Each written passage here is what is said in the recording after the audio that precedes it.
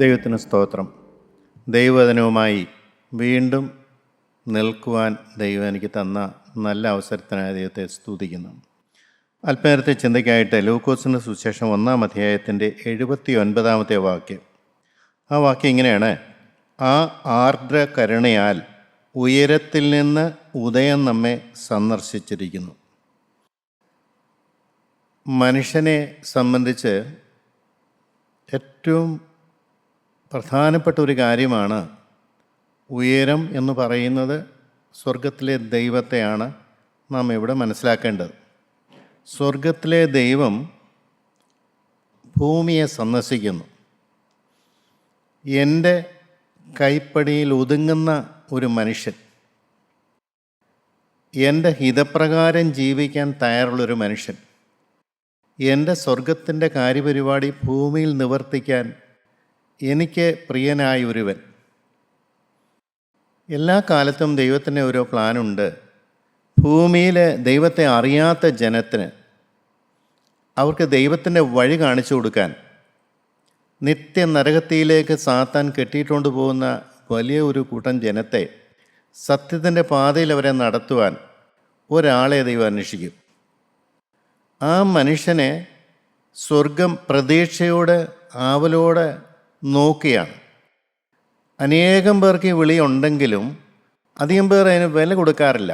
കാരണം പിശാചിൻ്റെ ബന്ധനത്തിൽ കഴിയുന്ന മനുഷ്യന് സ്വർഗത്തിലെ ദൈവത്തിൻ്റെ ശബ്ദം കേൾക്കുവാനോ അവനെ സ്നേഹിക്കുന്ന ഒരു ദൈവമുണ്ടെന്ന് മനസ്സിലാക്കാനോ കഴിയില്ല. കാരണം പാരമ്പര്യമായി ജന്മന ഈ പിശാചിൻ്റെ ബന്ധനത്തിൽ കഴിയുന്നത് കൊണ്ട് അവൻ ഉയരത്തിലെ ആ ദൈവത്തിൻ്റെ ആ വിളി കേൾക്കാൻ അവന് സാധിക്കുന്നില്ല. സ്വർഗത്തിലെ ദൈവം ഇവിടെ പറയുന്നത് കർത്താവായ യേശുക്രിസ്തുവിനെ കുറിച്ചാണ്. യേശുക്രിസ്തുവിനെ ഭൂമിയിലേക്ക് പിതാവായ ദൈവം അയച്ചത് ഒരു വലിയ ദൗത്യത്തിന് വേണ്ടിയാണ്, മനുഷ്യവർഗത്തെ രക്ഷിക്കാൻ. പിശാചിൻ്റെ കയ്യിൽ നിന്ന് മനുഷ്യവർഗത്തെ രക്ഷിക്കാൻ തൻ്റെ പ്രിയപുത്രനെ ഭൂമിയിലേക്ക് അയച്ചു.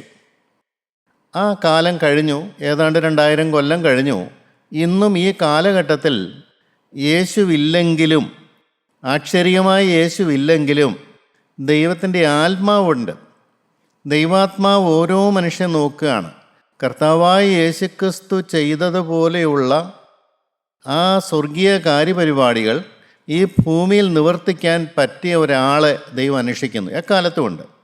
വളരെ ചുരുങ്ങിയ ആൾക്കാർ മാത്രമേ ആ വിളി കേൾക്കാറുള്ളൂ, വിളിക്ക് കീഴ്പ്പെടാറുള്ളൂ, ജീവിതം കർത്താവിന് കൊടുക്കാറുള്ളൂ. ഇവിടെ പറയുന്നത് ഉയരത്തിൽ നിന്ന് ആ വലിയ ശക്തി ഭൂമിയിലേക്ക് ഇറങ്ങി വരുന്നു. നമുക്കറിയാം, മത്തായിയുടെ സുവിശേഷം 12-ാം അധ്യായത്തിൻ്റെ 17-ാമത്തെ വാക്യത്തിലും യെശയ്യാവ് 42-ാം അധ്യായത്തിൻ്റെ 1-6 വരെയുള്ള വാക്യത്തിലും ഇവിടെ ഗൗരവമേറിയ കാര്യം പറയുന്നുണ്ട്. ഞാൻ തെരഞ്ഞെടുത്ത എൻ്റെ ദാസൻ, എൻ്റെ ഉള്ളം പ്രസാദിക്കുന്ന എൻ്റെ പ്രിയൻ, ഞാൻ എൻ്റെ ആത്മാവിനെ അവൻ്റെ മേൽ വെക്കും. ദൈവത്തിന് സ്തോത്രം. ഞാൻ തെരഞ്ഞെടുത്ത എൻ്റെ ദാസൻ. ദൈവത്തിൻ്റെ ദാസനാകാനുള്ള ഒരു വലിയ വിളി, ദൈവം കണ്ട ഒരു ദൈവവൈതൽ, ദൈവത്തിന് വേണ്ടി ജീവിതം വേർതിരിക്കപ്പെട്ട ഒരു മനുഷ്യന്. അതാണ് പറയുന്നത്, ദൈവം തെരഞ്ഞെടുത്തു. തെരഞ്ഞെടുപ്പെന്ന് പറഞ്ഞാൽ നമുക്കറിയാം, അനേകരുടെ നടുവിൽ നിന്നും ദൈവം വിളിച്ചു വേർതിരിക്കുകയാണ്. എല്ലാവർക്കും ആ വിളി കിട്ടുന്നില്ല. എന്നാൽ ദൈവം നോക്കുമ്പോൾ ദൈവത്തിൻ്റെ കാര്യപരിപാടി നിവർത്തിക്കുവാൻ ഒരാളെ ദൈവം പ്രതീക്ഷിക്കുന്നു. അതാണ് ഇവിടെ പറഞ്ഞിരിക്കുന്നത്. ഈ ലോകത്തുള്ള സകല മനുഷ്യരും കർത്താവിൻ്റെ 2ാമത്തെ വരവ് വരെയുള്ള രക്ഷാകരമായ കാര്യപരിപാടി നിവർത്തിക്കാനായിട്ട് അന്ന് യേശുക്രിസ്തുവിനെ കണ്ടു, യേശുക്രിസ്തുവിനെ ഭൂമിയിലേക്ക് അയച്ചു. ആ രക്ഷാദൗത്യം ഇനി മുന്നോട്ട് കൊണ്ടുപോകണമെങ്കിൽ ഈ പിതാവായ ദൈവത്തിൻ്റെ കാര്യപരിപാടിയും യേശുക്രിസ്തുവിൻ്റെ രക്ഷയും പരിശുദ്ധാത്മാവിൻ്റെ വ്യാപാരവും മനുഷ്യന് പറഞ്ഞു കൊടുത്ത് സാത്താൻ്റെ പിടിയിൽ നിന്നും ഓരോ ജനത്തെ വിടുവിക്കുക എന്നുള്ള വലിയ ദൗത്യത്തിന് വേണ്ടിയാണ് ഈ തെരഞ്ഞെടുപ്പ്. അത് ഒരു സ്വർഗീയ കാര്യപരിപാടി ആയതുകൊണ്ട് യേശുക്രിസ്തു ചെയ്ത വേല സാധാ മനുഷ്യൻ ചെയ്യാൻ പറ്റില്ല. ആ യേശുക്രിസ്തു ചെയ്ത വേല ഇന്ന് ഈ കാലഘട്ടത്തിൽ ആർക്കെങ്കിലും അത് ചെയ്യാൻ പറ്റണമെങ്കിൽ ദൈവത്തിൻ്റെ ഒരു വെളി അവന് വേണം. ദൈവം അവനെ സ്യൂട്ടബിളായിട്ട് കൊള്ളാവുന്നവനായിട്ട് കണ്ട ഒരു മനുഷ്യൻ. അതാണ് ഇവ പറഞ്ഞത്, ഞാൻ തിരഞ്ഞെടുത്ത എൻ്റെ ദാസൻ. എന്താ തിരഞ്ഞെടുപ്പ്? എൻ്റെ ദാസനായിരിക്കാൻ എന്ന് പറഞ്ഞാൽ അവിടെ എൻ്റെ ഹിതപ്രകാരം, എൻ്റെ ആലോചനപ്രകാരം സകല സത്യത്തിലും നടത്താൻ കൊള്ളാവുന്ന ഒരു സമർപ്പണമുള്ള ദൈവപൈതൽ. എൻ്റെ ദാസന് കർത്താവ് വ്യക്തമായിട്ട് പറയുകയാണ്, എന്നെ 100% അംഗീകരിക്കുകയും എന്നെ സ്നേഹിക്കുകയും എന്നെ കരുതുകയും എൻ്റെ വചനം അനുസരിക്കുകയും ചെയ്യുന്ന ഒരു മനുഷ്യൻ, അതാണ് എൻ്റെ ദാസൻ, ഞാൻ തിരഞ്ഞെടുത്തിരിക്കുന്ന എൻ്റെ ദാസൻ. രണ്ടാമത്തെ ഒരു കാര്യം കൂടെ പറയുന്നുണ്ട്, എൻ്റെ ഉള്ളം പ്രസാദിക്കുന്ന എൻ്റെ പ്രിയൻ. ഇതൊരു വലിയ ഗൗരവമുള്ളൊരു വിഷയമാണ്. കർത്താവായ യേശുക്രിസ്തുവിനെ കുറിച്ച് പറയുമ്പോൾ എൻ്റെ ഉള്ളം പ്രസാദിക്കുന്ന പ്രിയൻ എന്നാണ് പറയുന്നത്.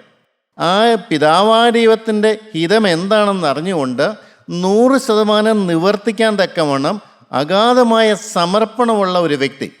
അന്ന് കർത്താവിനെ കുറിച്ച് അങ്ങനെ പറഞ്ഞെങ്കിലും ഈ കാലഘട്ടത്തിൽ ജീവിക്കുന്ന നമ്മളെ സംബന്ധിച്ച് കർത്താവിൻ്റെ വേല നടക്കണമെങ്കിൽ ദൈവത്തെ പ്രസാദിപ്പിക്കുന്ന ഒരു മനുഷ്യന് മാത്രമേ പറ്റുകയുള്ളൂ. ദൈവത്തിൻ്റെ ഉള്ളം പ്രസാദിക്കുന്ന ഒരു മനുഷ്യൻ വലിയൊരു വിളിയാണ്. ദൈവത്തിൻ്റെ ഉള്ളത്തെ പ്രസാദിപ്പിക്കുന്ന ഒരു മനുഷ്യനായി നിൽക്കാതെ ഒരിക്കലും ദൈവത്തിൻ്റെ വേല നടക്കുകയില്ല. വേല ചെയ്യാം, പക്ഷേ ആത്മാവിൻ്റെ വേലയായിരിക്കില്ല, സ്വർഗത്തിൻ്റെ വേലയായിരിക്കത്തില്ല. യേശുക്രിസ്തു ആക്ഷരികമായി ഇല്ലെങ്കിലും യേശുക്രിസ്തുവിൻ്റെ പരിശുദ്ധാത്മാവ് നിയന്ത്രിക്കപ്പെടുന്ന ഒരു മനുഷ്യനിൽ കൂടിയാണ് ദൈവത്തിൻ്റെ വേല കിടക്കുന്നത്. അതാണ് പറഞ്ഞത്, എൻ്റെ ഉള്ളം പ്രസാദിക്കുന്ന എൻ്റെ പ്രിയൻ. ദൈവത്തിന് സ്തോത്രം. ഒന്നുകൂടെ പറയുന്നുണ്ട്, അതിൻ്റെ കാരണം എന്നാണ്? ഞാൻ എൻ്റെ ആത്മാവിനെ അവൻ്റെ മേൽ വെക്കും. ദൈവത്തിന് സ്തോത്രം. പരിശുദ്ധാത്മാവാം ദൈവം ഒരു മനുഷ്യൻ്റെ മേൽ പൂർണ്ണമായി ഇറങ്ങി നിന്ന് പ്രവർത്തിക്കാൻ ഒരു മനുഷ്യൻ സ്വാതന്ത്ര്യം കൊടുക്കുമ്പോൾ ദൈവത്തിൻ്റെ കാര്യപരിപാടി ഒരു പരിധി വരെ വിജയിക്കുകയാണ്. ദൈവത്തിൻ്റെ പരിശുദ്ധാത്മാവിനാൽ നിയന്ത്രിക്കപ്പെടുന്ന ഒരു മനുഷ്യൻ ദൈവത്തിൻ്റെ പരിശുദ്ധാത്മാവിനെ കൊടുത്താൽ അത് അലക്ഷ്യമാക്കി കളയാതെ, അത് തൂകിക്കളയാതെ, ഏത് സാഹചര്യം വന്നാലും എന്ത് പ്രതിബന്ധം വന്നാലും ദൈവത്തോട് കൂറ് പ്രഖ്യാപിച്ചുകൊണ്ട് ഉറച്ചു നിൽക്കുന്ന ഒരു മനുഷ്യൻ. പ്രിയപ്പെട്ടവരെ, അവിടെയാണ് ദൈവത്തിൻ്റെ കാര്യപരിപാടി പലപ്പോഴും മുടങ്ങിപ്പോകുന്നത്. മനുഷ്യൻ ലോകത്തിൽ ജീവിക്കുന്നു, ശരിയാണ്. ലോകത്തിൽ ജീവിക്കുന്ന മനുഷ്യന് പറ്റുന്ന ഏറ്റവും വലിയ കുഴപ്പം, അവന് ദൈവവിളി ഉണ്ടെങ്കിലും ഒരു ആദ്യസ്നേഹം അവന് കിട്ടിയിട്ടുണ്ടെങ്കിലും പിശാച് അവനെ തന്ത്രപൂർവ്വം തെറ്റല്ല എന്ന് തോന്നിക്കുന്ന കാര്യത്തിൽ കൂടെ അവനെ വീഴിക്കുന്നു. എങ്ങനെ അവനെ പൂർവ്വസ്ഥിതിയിലാക്കാൻ പിശാച് ആഗ്രഹിക്കുന്നു. പ്രിയപ്പെട്ടവരെ, അവർക്ക് ദൈവമക്കൾക്കുള്ള ഏറ്റവും വലിയ കുഴപ്പം, പലതും അവർ സാത്താൻ്റെ പിടിയിൽ ചെന്ന് ചാടുന്നത് അത് അറിഞ്ഞുകൊണ്ട് വാസ്തവത്തിൽ അവർ പാപം ചെയ്യാനല്ല, അറിയാതെയാണെങ്കിലും തെറ്റെല്ലാം തോന്നുന്ന രീതിയിൽ അവൻ വഞ്ചിച്ചുകൊണ്ട് ഓരോ ദൈവമക്കളെയും അവൻ വീഴിക്കുകയാണ്, അവൻ്റെ നിയന്ത്രണത്തിലാക്കുകയാണ്. പ്രിയപ്പെട്ടവരെ, അങ്ങനെ വരുമ്പോൾ ദൈവാത്മാവനെ വിട്ടുപോകും. അപ്പോൾ സ്വർഗത്തിലെ ദൈവം ആഗ്രഹിക്കുന്ന ഒരു കാര്യം, എൻ്റെ ആത്മാവിനെ എന്തെല്ലാം പ്രശ്നം വന്നാലും ഉൾക്കൊള്ളുവാനും കീഴ്പ്പെടുവാനും വിനയപ്പെടാനും ഉള്ള ഒരു മനുഷ്യനെയാണ് ദൈവം അന്വേഷിക്കുന്നത്. അതാണ് ഇവിടെ വ്യക്തമായിട്ട് പറഞ്ഞത്, എൻ്റെ ദാസനായിരിക്കണം, എൻ്റെ ഉള്ളം പ്രസാദിക്കുന്ന മനുഷ്യനായിരിക്കണം. 3, എൻ്റെ ആത്മാവിനെ ഗൗരവത്തിൽ തന്നെ അതിനെ പരിപാലിക്കാനും കീഴ്പ്പെടാനും ഉള്ളൊരു മനുഷ്യൻ. നമുക്കറിയാം പ്രിയപ്പെട്ടവരെ, കർത്താവായ യേശുക്രിസ്തു പിതാവായ ദൈവത്തിൻ്റെ ഇഷ്ടം എന്തെന്നറിഞ്ഞപ്പോൾ പറയുന്നൊരു വാക്യമുണ്ട്. 40-ാം സങ്കീർത്തനത്തിൻ്റെ 7ഉം 8ഉം വാക്യങ്ങൾ. അതേ ഭാഗം തന്നെ എബ്രായ ലേഖനം 10-ാം അധ്യായത്തിൻ്റെ 7-ാമത്തെ വാക്യത്തിലുണ്ട്. സങ്കീർത്തനം 40-ന്റെ 7-8.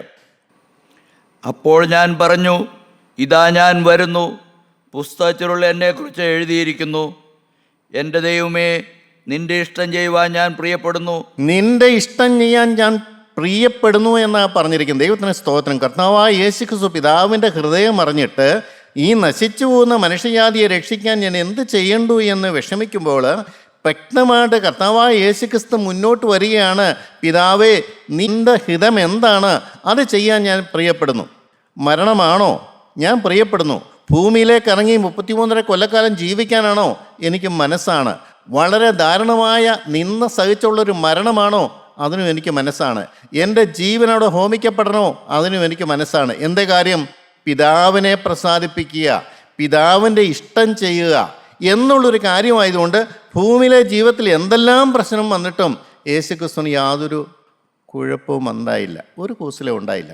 എൻ്റെ പ്രിയപ്പെട്ടവരെ, ഇത് തന്നെയാണ് ഇന്ന് ഈ കാലഘട്ടത്തിൽ ജീവിക്കുന്ന നമുക്കും വേണ്ട ഒരു കാര്യം. യേശുക്രിസ്തുവിനെ കുറിച്ച് പറയുമ്പോൾ എല്ലാവരും പറയാം ദൈവമായതുകൊണ്ടാണ്. തെറ്റാണത്. അവൻ ദൈവമായിരിക്കെ ദൈവത്തോടുള്ള സമത്വം മുറുകെ പിടിച്ചുകൊള്ളണമെന്ന് വിചാരിക്കാതെ ദാസരൂപമെടുത്തു മനുഷ്യനായി വേഷത്തിൽ വിളങ്ങി. ഫിലിപ്പി ലേഖനത്തിൽ എഴുതിയിട്ടുണ്ട്. ദൈവത്വമുണ്ടെങ്കിലും അതവിടെ വെച്ചിട്ട് സാധാ മനുഷ്യനെ പോലെ, എന്നെയും നിങ്ങളെയും പോലെ സാധാ മനുഷ്യനായിട്ടാണ് യേശു ക്രിസ്തു ഇവിടെ വന്നത്. അവനവിടെ ദിവ്യത്വം ഒന്നും തന്നെയില്ല. പിന്നെ അവൻ്റെ പ്രത്യേകത എന്താണെന്ന് ചോദിച്ചാൽ, അവൻ ജയിച്ചത് എവിടെയാണെന്ന് ചോദിച്ചാൽ, നിരന്തരം പിതാവിനോടുള്ള ബന്ധം, നിരന്തരം പിതാവിനോടുള്ള അനുസരണം. പിതാവുമായിട്ടുള്ള ബന്ധത്തിൽ നിന്ന് മാറാൻ ഒരിക്കലും യേശു സംഭവിച്ചില്ല. ആ ദൈവത്തിൻ്റെ ഹിതം എന്താണോ അത് ചെയ്യാൻ പ്രിയപ്പെടുന്നു. ഈ ലോകം യേശുവിനൊരു വിഷയമേ ആയിരുന്നില്ല. യേശു വ്യക്തമായിട്ട് പറഞ്ഞു, ഞാൻ ഐഹികമായ രാജാവാകാനല്ല വന്നത്, എനിക്ക് ഈ ലോക ജീവിതമല്ല വിഷയം, ഒരു നിത്യതയുണ്ട്, നിങ്ങളെ അതിലേക്ക് കൊണ്ടുവരാനാണ് ഞാൻ ആഗ്രഹിക്കുന്നത്. ഈ ഭൂമിയിലെ ജീവിതം അല്പകാലം കഴിയുമ്പോൾ തീർന്നു പോകും. അത് കഴിയുമ്പോൾ ഒരു നിത്യമായൊരു ജീവിതമുണ്ട്. ആ നിത്യമായ ജീവിതത്തിൻ്റെ അവകാശം ഇവിടെ വെച്ചാണ് പ്രാപിക്കേണ്ടത്. അതിന് പിശാചിനോട് യാത്ര പറഞ്ഞേ പറ്റുകയുള്ളൂ. പിശാച് ഒരു കാരണവശാലും നമ്മുടെ ഹൃദയത്തിൽ തിരികെ കയറാൻ പാടില്ല. എന്നേക്കുമായി അവനെ വെറുത്തുപേക്ഷിച്ചേ പറ്റുകയുള്ളൂ. ആ സ്ഥാനത്ത് ദൈവത്തിൻ്റെ പരിശുദ്ധാത്മാവിനെ സ്വീകരിക്കണം. കാരണം സകല സത്യത്തിലും വഴി നടത്തുന്ന പരിശുദ്ധാത്മാവ് എൻ്റെ ഹൃദയത്തിൽ വന്ന് എന്നെ നിയന്ത്രിക്കണം. പ്രിയപ്പെട്ടവരെ, ഞാൻ നോക്കാറുണ്ട്, യേശുക്രിസ്തു എങ്ങനെ ജയിച്ചു? യേശുക്രിസ്തു ജയിച്ച് എങ്ങനെയാണ് ചോദിച്ചാൽ, സാത്താൻ്റെ തന്ത്രങ്ങളെ മുൻകൂട്ടി അറിയാനുള്ള കഴിവ് പരിശുദ്ധാത്മാവിന് കൊടുത്തു. പ്രിയപ്പെട്ടവരെ, അതുകൊണ്ട് പാപത്തിൽ വീഴാതിരിക്കാൻ പറ്റി. ഈ ഭൂമിയിലെ പ്രശ്നങ്ങൾ വന്നപ്പോഴും കഷ്ടത വന്നപ്പോഴും ഞെരുക്കം വന്നപ്പോഴും അതൊന്നും യേശുവിനെ തൊട്ടതേ ഇല്ല. നിരന്തരം പിതാവുമായിട്ടുള്ള ബന്ധത്തിൽ നിന്നതുകൊണ്ട് അതൊരു വിഷയമേ ആയിരുന്നില്ല. യേശു ക്രിസ്തു ഊനമില്ലാത്ത കുഞ്ഞാടായി യാഗവസ്തുവായി ഇതാ നമ്മുടെ മുമ്പിൽ നിർത്തിയിരിക്കുകയാണ്. പ്രിയപ്പെട്ടവരെ, ഈ കാലഘട്ടത്തിൽ ജീവിക്കുന്ന നമുക്കങ്ങനെ ജീവിക്കാൻ പറ്റുമോ? എല്ലാവരും പറയുന്നു പറ്റില്ല എന്നാണ് പറയണത്. അപ്പോൾ ദൈവത്തിൻ്റെ കാര്യവിലൂടെ മുടങ്ങിയില്ലേ? ദൈവത്തിന് സ്തോത്രം. പ്രിയപ്പെട്ടവരെ, നമുക്ക് ഏവർക്കും അറിയാവുന്ന ഒരു വ്യക്തിയാണ് പൗലോസായി മാറിയ ശൗല്. ശൗലിൻ്റെ 3 സാക്ഷ്യത്തിനകത്ത് വളരെ കൃത്യമായിട്ട് പറയുന്നുണ്ട് എന്തിനാണ് ദൈവം മനുഷ്യനെ വിളിച്ചത്. അപ്പോസ്തലപ്രവൃത്തി 9-ാം അധ്യായത്തിൻ്റെ 15-ാമത്തെ വാക്യത്തിൽ വളരെ കൃത്യമായിട്ട് പറയുന്നു. നമുക്കൊന്ന് വായിച്ചു നോക്കാം. അപ്പോസ്തലപ്രവൃത്തി 9-ാം അധ്യായത്തിൻ്റെ 15-ാമത്തെ വാക്യം. കർത്താവ് അവനോട്, നീ പോക, അവൻ എൻ്റെ നാമം ജാതികൾക്കും രാജാക്കന്മാർക്കും ഇസ്രായേൽ മക്കൾക്കും മുമ്പിൽ വഹിപ്പാൻ ഞാൻ തിരഞ്ഞെടുത്തിരിക്കുന്ന ഒരു പാത്രമാകുന്നു. ദൈവത്തിൻ്റെ വിളി. ശൗല് ദൈവത്തിനെതിരായി ജീവിച്ചവനാണെങ്കിലും അവൻ്റെ ആ അറിവില്ലായ്മ ദൈവം ക്ഷമിച്ചിട്ട് അവനൊരു മാനസാന്തരം കൊടുക്കുകയാണ്. അവനെ ദൈവം വിളിക്കുകയാണ്. വിളിച്ചിട്ട് പറയുകയാണ്, ഞാൻ തിരഞ്ഞെടുത്തിരിക്കുന്ന പാത്രമാണ്, ഞാൻ കണ്ട ഒരു പാത്രമാണ്, ഞാൻ ഇഷ്ടപ്പെട്ട ഒരു പാത്രമാണ്. അവൻ എൻ്റെ വചനമനുസരിക്കും, അവൻ എൻ്റെ ആത്മാവിന് കീഴ്പ്പെട്ട് നിൽക്കും, ഞാൻ ആഗ്രഹിക്കുന്ന പോലെ അവൻ ഈ ഭൂമിയിൽ ജീവിക്കും. അവനെക്കൊണ്ട് എൻ്റെ മകൻ ചെയ്ത അതേ വേല അവനെക്കൊണ്ട് ചെയ്യാൻ എനിക്ക് പറ്റും. ദൈവത്തിന് സ്തോത്രം. ദൈവത്തിൻ്റെ പ്രതീക്ഷയാണ്. അപ്പോൾ ശൗലിനെ വിളിച്ചപ്പോൾ ദൈവത്തിനൊരു പ്രതീക്ഷയുണ്ട്, ഈ മകൻ എൻ്റെ പക്ഷത്ത് ഉറച്ചു നിൽക്കും. ലോകത്തിൻ്റെ മോഹങ്ങൾ കാണുമ്പോൾ അവൻ എന്നെ വിട്ടുപോവുകയില്ല. ജഡയിമ്പങ്ങൾ വരുമ്പോൾ അവൻ എന്നെ വിട്ടുപോവുകയില്ല. ഈ കഴിഞ്ഞ കാലങ്ങൾ ആരോടൊക്കെ പറ്റിച്ചേർന്ന് നിന്നുവോ അവരിലേക്കുള്ള ആകർഷണം ഇനി വരികയില്ല. അവന് ഞാനൊരു മാനസാന്തരം കൊടുത്തു. എൻ്റെ കരം അവൻ്റെ തലമേൽ വന്നു. അവന് വ്യക്തമായൊരു ബോധ്യം കിട്ടി അവനെ സ്നേഹിക്കുന്ന ഒരു ദൈവമുണ്ടെന്ന്. അവനെ തിരിച്ചറിവ് കൊടുത്തിട്ട് അവൻ്റെ കഴിഞ്ഞകാല വലിയ ബന്ധനത്തിൽ നിന്ന് അവനെ മോചനം കൊടുത്തൊരു ദൈവമുണ്ടെന്ന് അവനെ മനസ്സിലാക്കി കഴിഞ്ഞു. അവന് ദൈവത്തോടുള്ള സ്നേഹവും കൂറും വന്നു. അതാണ് മാനസാന്തരപ്പെടുത്തും തന്നെ ചോദിക്കുന്നത്, നീ ആരാകുന്നു കർത്താവേ എന്നാണ് ചോദിക്കുന്നത്. എൻ്റെ ദൈവത്തിന് സ്തോത്രം. അവൻ അറിയാൻ പാടില്ലാത്തൊരു ദൈവം, അവനെ മനസ്സിലാക്കാൻ പറ്റാത്തൊരു ദൈവം, പ്രതികാരം ചെയ്യുന്ന ഒരു ദൈവത്തെക്കുറിച്ച് അവൻ അറിവുണ്ടായിരുന്നുള്ളൂ. എന്നാൽ പാപിയെ സ്നേഹിക്കുന്ന ഒരു ദൈവത്തെക്കുറിച്ച് അവനെ ആ നടു റോഡിൽ വീണപ്പോഴാണ് അവന് മനസ്സിലായത്, എന്നെയും സ്നേഹിക്കുന്ന ഒരു ദൈവം, എൻ്റെ കഴിഞ്ഞ കാലങ്ങൾ ഓർക്കാത്തൊരു ദൈവം. ദൈവത്തിന് സ്തോത്രം. അവിടെ പറയുന്നു, ദൈവം വിശുദ്ധീകരിക്കാൻ കൊതിക്കുന്ന ഒരു പാത്രം. ദൈവം ഒരു മനുഷ്യനെ വിളിക്കുമ്പോൾ ദൈവം ആദ്യം ആഗ്രഹിക്കുന്നൊരു കാര്യം അവനെ കഴിവെടുപ്പാക്കുക, അവൻ്റെ ചെയ്തികളിൽ നിന്ന് അവന് മോചനം കൊടുക്കുക, അവൻ്റെ ബന്ധനങ്ങളിൽ നിന്ന് അവന് മോചനം കൊടുക്കുക, അവൻ്റെ പാരമ്പര്യത്തിൻ്റെ ശാപത്തിൽ നിന്ന് അവന് മോചനം കൊടുക്കുക, അവൻ്റെ കഴിഞ്ഞ കാലങ്ങളെല്ലാം അവൻ്റെ ഹൃദയത്തിൽ നിന്ന് മാറ്റി കൊടുക്കുക. അവന് കുറ്റബോധത്തിൻ്റെ ആത്മാവിനെ അവൻ്റെ ഉള്ളിൽ കൊടുത്തിട്ട് അവൻ്റെ കഴിഞ്ഞ കാലങ്ങളെല്ലാം അവന് മാറ്റിക്കൊടുത്ത് ഒരു പുതിയ ഹൃദയം കൊടുക്കുക, പുതിയ കാഴ്ചപ്പാട് കൊടുക്കുക, പുതിയ ചിന്താഗതി കൊടുക്കുക. ദൈവത്തിന് സ്തോത്രം. എന്തിനാണ് ഈ പാത്രം, ഈ തിരഞ്ഞെടുത്തിരിക്കുന്ന പാത്രം ഇതുവരെ പിശാചിൻ്റെ കസ്റ്റഡിയിലായിരുന്നു. പിശാചിൻ്റെ ദുരാത്മാവ് വസിച്ചിരിക്കുന്ന പാത്രം എന്ന് പറഞ്ഞാൽ ഈ മനുഷ്യ കൂടാരം. ഈ മനുഷ്യ കൂടാരത്തിൽ പിശാചിന് സ്വാതന്ത്ര്യമുണ്ടായിരുന്നു. പിശാചിൻ്റെ ഇഷ്ടങ്ങൾക്ക് അനുസരിച്ച് മാത്രം ജീവിച്ചൊരു മനുഷ്യനായിരുന്നു. എന്നാൽ ദൈവം പറയുന്നു, ഞാൻ അവനെ തിരഞ്ഞെടുത്തു, സാത്താൻ്റെ പിടിയിൽ ഞാൻ അവനെ മോചിപ്പിച്ചു. അവൻ്റെ കാഴ്ചപ്പാട് ഞാൻ മാറ്റുകയാണ്, അവൻ്റെ ചിന്താഗതി ഞാൻ മാറ്റുകയാണ്, അവൻ്റെ ലക്ഷ്യവും മാറ്റുകയാണ്. ഇതുവരെ പിശാചിൻ്റെ അടിമപ്പണിയായി ചെയ്തവൻ ഇനി മുതൽ അവൻ എൻ്റെ അടിമയായിരിക്കും, ഇനി മുതൽ എൻ്റെ ആത്മാവിനെ അനുസരിക്കുന്നവനായിരിക്കും. എൻ്റെ പ്രിയപ്പെട്ടവരെ, ദൈവത്തിൻ്റെ പ്രതീക്ഷയ്ക്കൊത്ത് ഈ ശൗലെ നിന്നു കൊടുത്തു. ഞാൻ ഇടയ്ക്കൊന്ന് ചോദിച്ചോട്ടെ പ്രിയപ്പെട്ടവരെ, ഇത് ശൗലിന് മാത്രമുള്ളൊരു കാര്യമാണോ? അല്ല പ്രിയരെ, ഓരോ കാലഘട്ടത്തിലും ദൈവം കണ്ടവരുണ്ട്. വേറെ പുസ്തകമൊന്നും ഇല്ലെന്ന് മാത്രമേ ഉള്ളൂ. ഈ കാലഘട്ടത്തിൽ നമ്മൾ വേറെ നോക്കണ്ട. ഈ കാലഘട്ടത്തിൽ എനിക്ക് ഈ വിളി കിട്ടി, ഞാൻ എന്നെ തന്നെ വിട്ടുകൊടുക്കുമോ? കഴിഞ്ഞ കാലങ്ങളെല്ലാം ക്ഷമിച്ചു തരുന്നു. രണ്ടാമത്തെ കാര്യമാണ്, കഴിഞ്ഞ കാലങ്ങളിൽ എന്തുകൊണ്ട് പാപം ചെയ്യാൻ തിരിഞ്ഞുവോ ആ ആസക്തികളെല്ലാം നമ്മുടെ ജീവിതത്തിൽ നിന്ന് മാറ്റുന്നു, നമ്മുടെ പാത്രം വെടിപ്പാക്കുന്നു. ജീവനുള്ള ദൈവത്തിൻ്റെ ആത്മാവിന് വേണ്ടി നമ്മുടെ പാത്രം വെടിപ്പാക്കുന്നു. നമുക്കറിയാം, ദൈവാത്മാവിനാൽ നിറച്ചാൽ മാത്രമേ ദൈവത്തിൻ്റെ ഹിതം, സ്വർഗത്തിയിരിക്കുന്ന ദൈവത്തിന് ഭൂമി ജീവിക്കുന്ന മനുഷ്യൻ നിയന്ത്രിക്കാൻ പറ്റുള്ളൂ. നമുക്കിപ്പോൾ അറിയാം, റിമോട്ട് കൺട്രോൾ കൊണ്ട് ഈ ഡ്രോണുകളൊക്കെ പോകുന്നത് നമുക്കറിയാൻ പറ്റും. ദൈവത്തിന് സ്തോത്രം. ദൂര സ്ഥലത്ത് നിന്നുകൊണ്ട് ഈ ഡ്രോൺ വെച്ചിട്ട് അതിൻ്റെ കൺട്രോൾ വെച്ചുകൊണ്ട് ഈ ഡ്രോണിനെ നിയന്ത്രിക്കാൻ പറ്റും. അത് നമ്മളിപ്പോഴാണ് കാണുന്നത്. എന്നാൽ ഇതിനേക്കാൾ കാലങ്ങൾക്ക് മുമ്പ് തന്നെ സ്വർഗത്തിലെ ദൈവം സ്വർഗത്തിൽ ഇരുന്നുകൊണ്ട് തന്നെ ഭൂമിയിലുള്ള മനുഷ്യനെ നിയന്ത്രിക്കുന്നു. അതാണ് ദൈവത്തിൻ്റെ ആത്മാവ്. ഒരു മനുഷ്യനിൽ ഈ ദൈവത്തിൻ്റെ ആത്മാവുണ്ടെങ്കിൽ പിതാവായ ദൈവവുമായിട്ട് ആ ബന്ധത്തിലാണ് ആ മനുഷ്യാത്മാവ് നിൽക്കുന്നത്. ആ വ്യക്തമായിട്ട് റോമർക്ക് ലേഖനം 8-ാം അധ്യായത്തിൽ വ്യക്തമായിട്ട് പറയുന്നുണ്ട്, ആത്മാവ് താനും ഉച്ചരിച്ചുകൂടാത്ത ഞെരുക്കങ്ങൾ നമുക്ക് വേണ്ടി പക്ഷപാതം ചെയ്യുന്നു. അപ്പോൾ മനുഷ്യൻ പ്രാർത്ഥിക്കുന്നില്ലെങ്കിലും മനുഷ്യന് വേണ്ടി പ്രാർത്ഥിക്കുന്ന ഒരു ആത്മാവകത്തുണ്ട്. ഇത് വലിയൊരു അത്ഭുതമാണ്. ഞാനൊരക്ഷരം ഭാരം ഞാൻ മിണ്ടുന്നില്ലെങ്കിലും, ഞാൻ തിരക്കൂടി ജോലി ചെയ്യുകയാണെന്നുണ്ടെങ്കിലും എനിക്ക് വേണ്ടി മധ്യസ്ഥയും പ്രാർത്ഥിക്കുകയും ചെയ്യുന്ന പിതാവായ ദൈവത്തോട് ബന്ധപ്പെട്ട് പ്രാർത്ഥിക്കുന്ന ഒരു മനുഷ്യാത്മാവിൻ്റെ ഉള്ളിൽ ദൈവാത്മാവ് വസിക്കുന്നു. എൻ്റെ പ്രിയപ്പെട്ടവരെ, ദൈവം ഈ പാത്രത്തെ രൂപാന്തരപ്പെടുത്തുകയാണ്, ഈ പാത്രത്തെ കഴിവെടുപ്പാക്കുകയാണ്. കഴിഞ്ഞ കാലങ്ങളിൽ ഇതിനകത്ത് പലതും വേണ്ടാതിനം ഉണ്ടായിരുന്നു.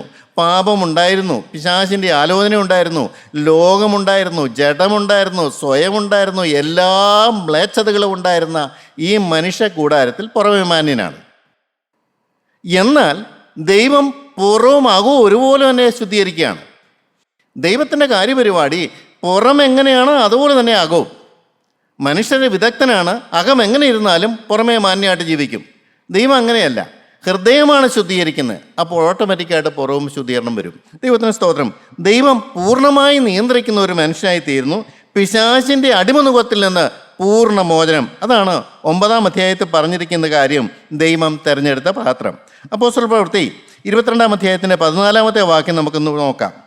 അപ്പോൾ അവൻ എന്നോട്, നമ്മുടെ പിതാക്കന്മാരുടെ ദൈവം നിന്നെ തൻ്റെ ഇഷ്ടം അറിവാനും നീതിമാനവനെ കാണുവാനും അവൻ്റെ വായിൽ നിന്ന് വചനം കേൾപ്പാനും നിയമിച്ചിരിക്കുന്നു.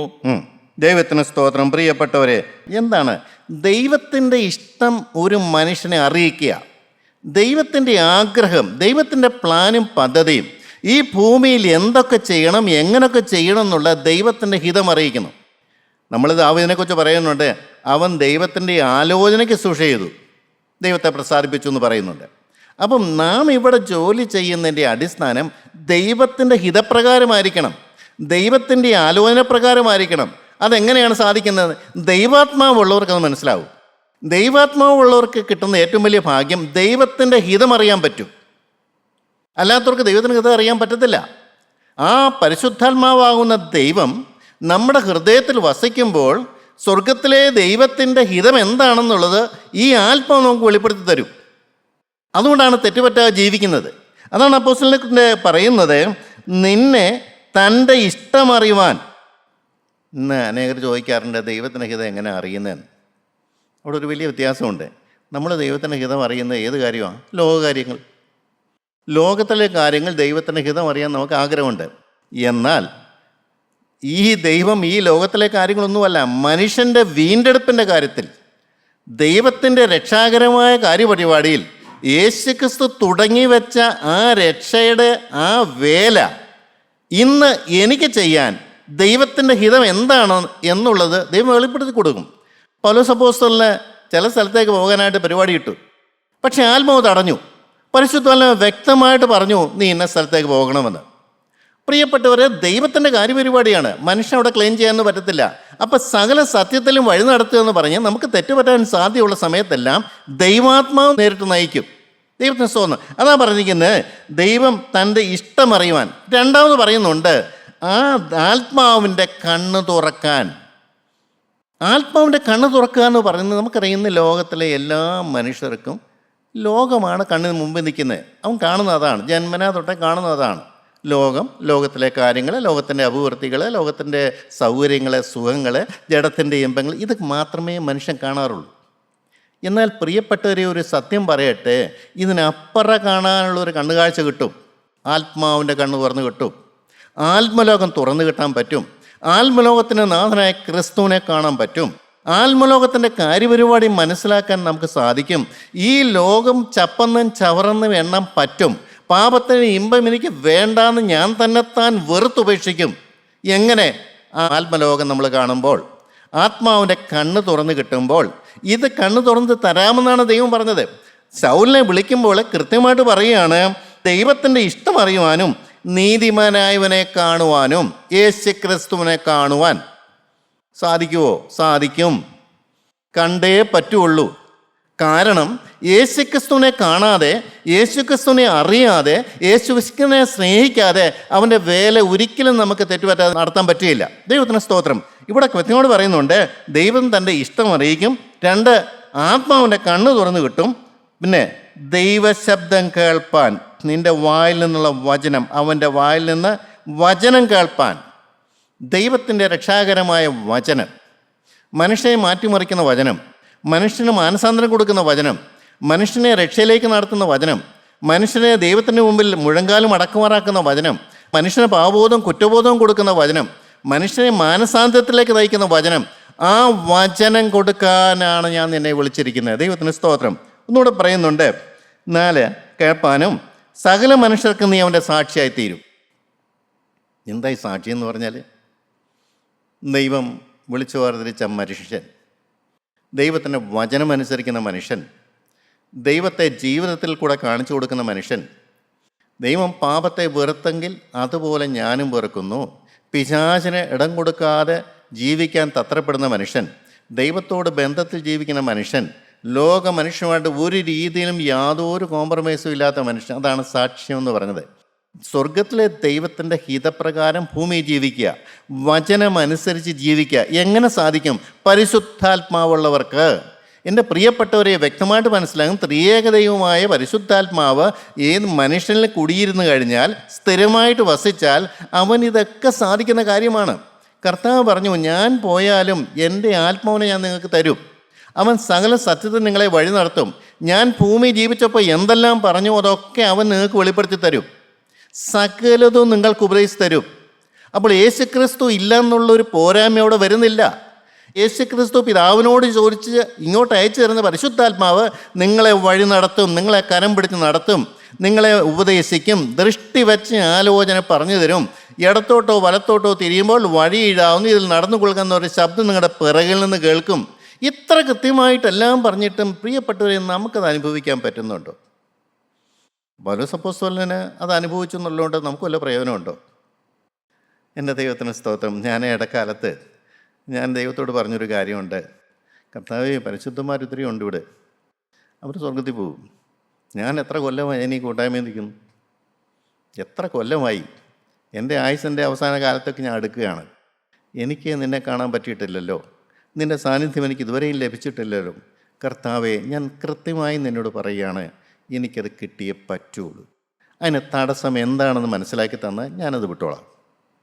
ഇതാ ദൈവത്തെ കോർണർ ചെയ്യാന്ന് പറയുന്നത്, ദൈവത്തെ വാക്കുമുട്ടിക്കുക എന്ന് പറഞ്ഞതിൻ്റെ കാര്യം അതാണ്. ഞാൻ പാപമാണോ നീ മനസ്സിലാക്കി തരിക, ഞാൻ വിട്ടോളാം. എനിക്ക് പാപവും തന്നാൽ മതി, ഞാൻ വിട്ടുകൊള്ളാം. പക്ഷെ തിരു സാന്നിധ്യം എനിക്ക് വേണം, എനിക്ക് നിന്നെ ഒന്ന് അനുഭവിക്കണം. അല്ല ഞാൻ എങ്ങനെ സാക്ഷിയാവും? തിയറി പറഞ്ഞുകൊണ്ട് ആർക്കെങ്കിലും പ്രയോജനമുണ്ടോ? യേശുക്രിസ്തു നല്ലവനാണെന്ന് രുചിച്ചറിയാതെ പറഞ്ഞിട്ട് വല്ല കാര്യമുണ്ടോ? പാപത്തിന് ജയമുണ്ടെന്ന് പാപത്തിൽ തോറ്റ ഒരു മനുഷ്യന് എങ്ങനെ പറയാൻ പറ്റും? പറഞ്ഞാൽ എന്ത് പ്രയോജനം? അതുകൊണ്ട് കർത്താവെ, നിൻ്റെ സാക്ഷിയാകണമെങ്കിൽ എനിക്ക് നിൻ്റെ ആത്മ നിറവ് കൂടിയേ കഴിയുള്ളൂ. പാപം തൊടാൻ പറ്റുകയില്ല, പാപത്തിൽ വീഴാൻ പറ്റുകയില്ല. ഒരു ഈർഷ വന്നിട്ട് വചനം പറഞ്ഞിട്ട് എന്ത് കാര്യം? ഒരു കോപം വന്നിട്ട് വചനം പറഞ്ഞിട്ട് എന്ത് കാര്യം? അവിടെ ആത്മാവ് വരില്ല. സത്യമാണ്, ഞാൻ മനസ്സിലാക്കുന്നുണ്ട്. അതുകൊണ്ട് നിർബന്ധമായും ഒരു പൊത്തുവരുത്ത ക്രിസ്ത്യ ജീവിതമൊന്നും അല്ല, ഒരു വെളിച്ചമുള്ള ക്രിസ്ത്യ ജീവിതവും അല്ല, ആത്മനിറവുള്ള ക്രിസ്ത്യ ജീവിതം. പാപത്തോട് അറപ്പും വെറും അതെൻ്റെ കാര്യമാണ്. അത് നീ എനിക്ക് തരണം. എൻ്റെ പ്രിയരെ, തരുമോ? ഓരോരുത്തരും അനുഭവിക്കണമെന്ന് ഞാൻ പറയുള്ളൂ. ദൈവം വിശ്വസ്തന, യഹോവ നല്ലവനെന്ന് രുചിച്ചറിവേൻ, അവനെ ശരണം പ്രാപിക്കുന്ന പുരുഷൻ ഭാഗ്യവാൻ. അപ്പോസ്തല പ്രവൃത്തി 26:18 അപ്പോസ്തലൻ പറയുന്നുണ്ട്. വായിച്ചു നോക്കാം. 26:18.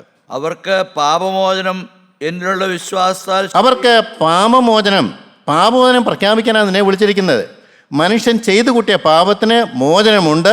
ഇനിയും പാപം ചെയ്യാതിരിക്കാനുള്ള കൃപയും നിനക്കുണ്ട്. അതാണ് നീ വിളിച്ചു പറയേണ്ടത്. നിന്നെ വിളിച്ചതിൻ്റെ പിന്നിൽ ആദ്യം നീ ഇത് അനുഭവിക്കുക, എന്നിട്ട് ജനത്തോട് പറയുക അവർക്ക് പാപമോചനവും എന്നിലുള്ള വിശ്വാസത്താൽ ശുദ്ധീകരിക്കപ്പെട്ടവരുടെ ഇടയിൽ അവകാശവും ദൈവത്തിന് ലഭിക്കേണ്ടതിന് സ്തോത്രം. ഇങ്ങനെയൊക്കെ ജീവിച്ചാൽ എന്ത് കിട്ടുമെന്ന് ജനം ചോദിക്കുമ്പോൾ പറയണം, വിശുദ്ധന്മാർക്ക് ലഭിക്കുന്ന പദവിയാണ് നിങ്ങൾക്ക് കിട്ടുന്നത്.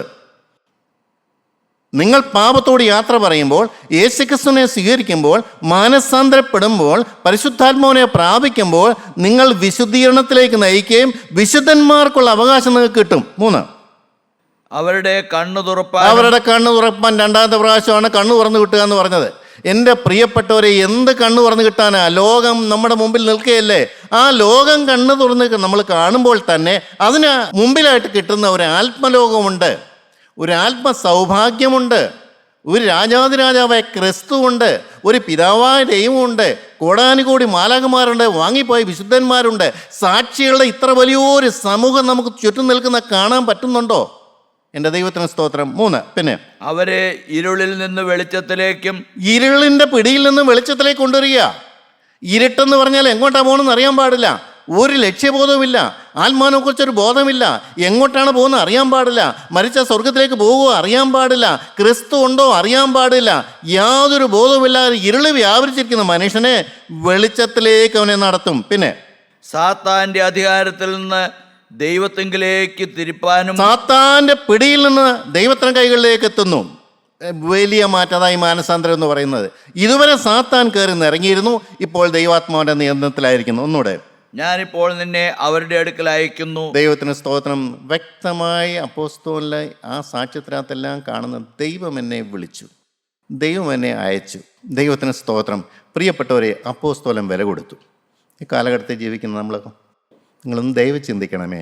കാലം അധികമില്ല, ഓരോരുത്തരുടെ നാളും നാഴി എത്രയെന്ന് ആർക്കും അറിയാൻ പാടില്ല. ഉള്ള കാലം അപ്പോസ്തലന്റെ സമർപ്പണത്തിലേക്ക് നമ്മൾ വരിക. ദൈവനാമം മാത്രം മഹത്വപ്പെടാനിടയാകട്ടെ. ദൈവത്തിന് സ്തോത്രം.